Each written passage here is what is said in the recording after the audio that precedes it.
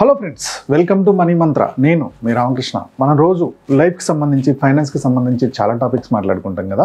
ఈరోజు ఫైనాన్స్కి సంబంధించి, ముఖ్యంగా పాన్ కార్డుకి సంబంధించి కొన్ని నిజాలు తెలుసుకోబోతున్నాం.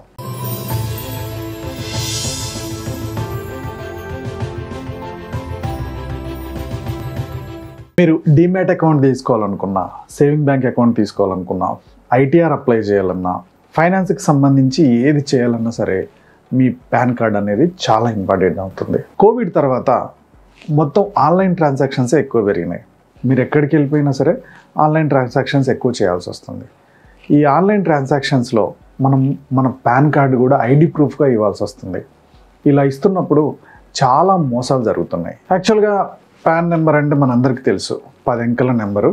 ఇది మన ఫైనాన్షియల్ ఇన్ఫ్లో అవుట్ఫ్లో, అంటే మనకి డబ్బు ఎంత వస్తుంది, ఎంత పోతుంది, ఇవంతా ట్రాకింగ్ చేయడానికి వాడే ఒక ఫైనాన్షియల్ ఐడి ప్రూఫ్. ఈ ఐడి ప్రూఫ్ లేకుండా మనం అసలు ట్రాన్సాక్షన్స్ చేయలేం. ఇలాంటి ఐడి ప్రూఫ్ని మనం ఆన్లైన్లో ఎక్కువగా వాడుతున్నాం. చాలామంది ఐడి ప్రూఫ్ కోసం driving licence, Aadhaar card, voter card, దాంతోపాటు పాన్ కార్డు కూడా ఎక్కువగా యూజ్ చేస్తున్నారు. ఫ్లైట్ టికెట్ కానీ, ట్రైన్ టికెట్ కానీ బుక్ చేసుకోవడం కోసం, లోన్స్ అప్లై చేసుకోవడం కోసం, ఇలాంటి వాటికి ఎక్కువగా యాప్స్లలో, చాలా వెబ్సైట్లలో కూడా అప్లోడ్ చేస్తున్నారు. దీనివల్ల సైబర్ క్రైమ్స్ అనేవి పెరుగుతున్నాయి. ఈ మధ్య కాలంలో ఈ పాన్ కార్డ్ ఆధారంగా పెరుగుతున్న సైబర్ క్రైమ్స్ చాలా ఎక్కువ ఉంటున్నాయి అన్నమాట. ఈ సైబర్ క్రైమ్స్ చేసే హ్యాకర్లు మన పాన్ కార్డులో పుట్టిన తేదీ, మన పాన్ కార్డ్ నెంబర్, సిగ్నేచర్ని కూడా దొంగిలిస్తున్నారండి. మనమే అప్లై చేసినట్టు అప్లై చేసి మోసానికి ఎక్కువగా దారితీస్తున్నారు. ఒక్కసారి మన పాన్ కార్డు కనుక వాళ్ళు హ్యాకర్లు దొంగిలిచ్చినా, లేకపోతే దాన్ని డూప్లికేట్ చేసినా ఏం చేస్తున్నారో తెలుసా? ఇది హ్యాక్ చేసిన తర్వాత కొన్ని హోటల్స్లో రూమ్స్ బుక్ చేసుకోవడానికి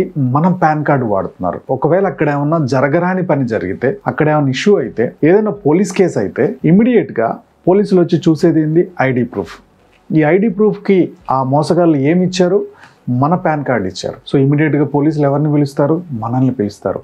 సో ఆ ప్రాబ్లంలో మనం ఇరుక్కోవాల్సి వస్తుంది. ఒకవేళ మన పాన్ కార్డు దొరికిన మోసగాడు బంగారం కొనాలనుకుంటున్నాడు, వాని దగ్గర లిమిట్ అయిపోయింది. మనం పాన్ కార్డ్ ఇచ్చి ఆ పాన్ కార్డులో బంగారం కొంటాడు, మనం కొన్నట్టు ఉంటుంది అది. అప్పుడు ఆటోమేటిక్గా ఇన్కమ్ ట్యాక్స్ నుంచి మనకి ఫైల్స్ వస్తూ ఉంటాయి, మీరు ఎక్కువ ట్రాన్సాక్షన్ చేశారు, ఇంత కట్టాలి అని. ఇలా కాకుండా మన పాన్ కార్డ్ తోటి ఇంకొక బ్యాంక్ అకౌంట్ తీసుకుంటారు. ఆ బ్యాంక్ అకౌంట్ని ఇల్లీగల్ పనికి కనుక వాడితే, ఇల్లీగల్ ట్రాన్సాక్షన్స్ కనుక వాడితే పోలీస్ ఎంక్వైరీలో మనం వెళ్ళి కూర్చోవాల్సి వస్తుంది.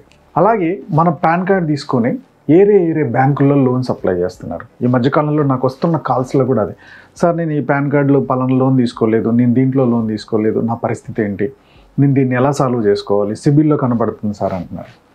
తీసుకొని లోన్స్ అన్నీ వస్తున్నాయి. సో ఒక పాన్ కార్డ్ అనేది చాలా ఇంపార్టెంట్ ఆర్థిక లావాదేవీలకి. అలాంటి పాన్ కార్డుని కనుక ఎక్కడ పడితే అక్కడ ఇస్తే చాలా ప్రాబ్లమ్స్లోకి వెళ్ళే అవకాశం ఉంది. ఇప్పటికే చాలా మంది ఇది సఫర్ అవుతున్నారు. సో దీనికి సొల్యూషన్ ఏంటి? ఫస్ట్ ఆఫ్ ఆల్ దీనికి సొల్యూషన్ ఏంటంటే, మన పాన్ కార్డ్స్ని ఎక్కడ పడితే అక్కడ జిరాక్స్ సెంటర్లో కానీ, ఆన్లైన్లో కానీ ప్రతి ప్లేసుల్లో అప్లోడ్ చేయకూడదు. అఫీషియల్ వెబ్సైట్స్, ఎగ్జాంపుల్కి సిబిల్ అఫీషియల్ వెబ్సైట్లో లాగిన్ అయ్యారు, మీ పాన్ కార్డ్ ఇచ్చారు, ఓకే.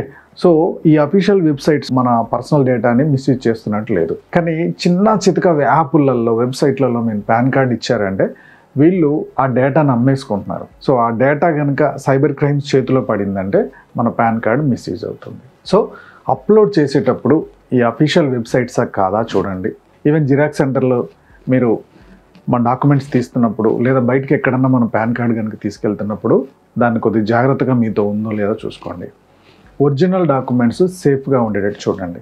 వీటిని ఎక్కడ కూడా ఆన్లైన్స్లో సేవ్ చేసుకోకండి. సైబర్ క్రైమ్కి సంబంధించిన హ్యాకర్స్ ఎప్పుడు కూడా ఒక్కసారి మన పాన్ కార్డ్ నెంబర్ తెలిసిందంటే చాలు, మెయిల్లోనో ఫోన్లోనో ఎక్కడో ఒక్కడ దాన్ని హ్యాక్ చేస్తారు. మీ డేట్ ఆఫ్ బర్త్, మీ సిగ్నేచర్ కూడా హ్యాక్ చేశారంటే ప్రాబ్లం చాలా పెద్దగా అయిపోతుంది. నెక్స్ట్ వన్ వచ్చేసి సిబిల్ రిపోర్టు. మినిమం సంవత్సరంలో ఒక 2 సార్లు చెక్ చేసుకోండి. సిబిల్ అఫీషియల్ వెబ్సైట్ ఏదైతే ఉందో, సిబిల్ బ్యూరో దాంట్లో లాగిన్ అవ్వచ్చు. మన కంట్రీలో 4 ఉంటాయి సిబిల్ బ్యూరోలు, ఏదన్నా ఒక దాంట్లో లాగిన్ అవ్వండి. సో అఫీషియల్ వెబ్సైట్లో లాగిన్ అయ్యి కనీసం సంవత్సరానికి ఒక 2 సార్లు మీరు మీ పాన్ కార్డు మీద ట్రాన్సాక్షన్ చెక్ చేస్తే మీరు వాడింది ఏంది, మీరు వాడింది ఏంది, దీన్ని ఏమన్నా మిస్యూజ్ అవుందా లేదో మీకు తెలుస్తుంది. తెలిసింది ఒకవేళ మిస్యూజ్ అయిందనుకో, ఏ బ్యాంకు నుంచి మనం లోన్ తీసుకున్న ఉంటుందో వాళ్ళకి కంప్లైంట్ రేజ్ చేయొచ్చు, సిబిల్ కూడా కంప్లైంట్ రేజ్ చేయొచ్చు, ఇది నాది కాదు అని చెప్పేసి. ఈ ఆప్షన్ చాలా ఈజీ అవుతున్నాయి ఆన్లైన్లో. అఫీషియల్ వెబ్సైట్స్లో దీన్ని చెక్ చేసుకోవడం అనేది కూడా మంచి అలవాటు. ప్రతి యాప్లో కూడా మీన్స్ ఫోన్పేలో వచ్చింది, జీపేలో వచ్చింది, పేటిఎంలో వచ్చింది, అన్నిట్లో కూడా మీకు సిబిల్ రిపోర్ట్ ఇస్తున్నారు. రైట్. బట్ దీనికన్నా కూడా ఒక్క అఫీషియల్ వెబ్సైట్లో కరెక్ట్గా ఫాలో అయితే సరిపోతుంది. మీకు అఫీషియల్ వెబ్సైట్లో వచ్చేదానికి ఈ యాప్లకి దాదాపుగా 10 to 20% వేరియేషన్ ఉంటుంది. ఒకవేళ మీ పాన్ కార్డ్ కనుక పోయింది కొత్తది అప్లై చేసుకుందామని చెప్పేసి దాని మీద కంప్లైంట్ ఇవ్వకుండా మరి కొత్తది అప్లై చేసుకోవద్దు. ఈ పాన్ కార్డు ఏరే దొంగల చేతికి కనుక దొరికిందనుకోండి, నేను ఇందాక పైన చెప్పిన మిస్యూజెస్ ఎక్కువ అవుతాయి.